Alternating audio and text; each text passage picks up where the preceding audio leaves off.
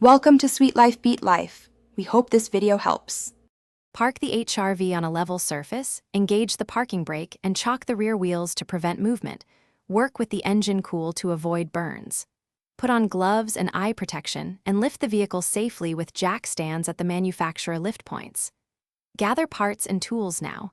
A 17 mm socket, torque wrench, drain pan, funnel, drain plug washer, a new fill plug washer, and about 3.0 liters of Honda CVT, fluid specified in the owner's manual.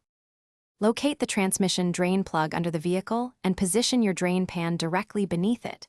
Use the 17 mm socket to remove the drain plug and allow the fluid to drain until the flow slows to a steady drip. Measure and note the drained volume in liters. Inspect the fluid.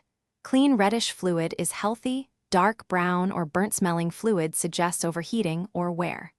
Replace the crush washer on the drain plug, reinstall, and torque to the manufacturer's specification, shown in the service manual. Locate the transmission fill plug on the side of the case, remove it, and insert a funnel to refill with Honda CVT fluid until it begins to trickle from the fill hole. This indicates correct level.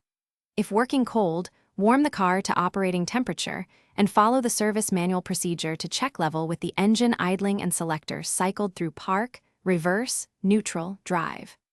Reinstall the fill plug with a new washer and torque to spec.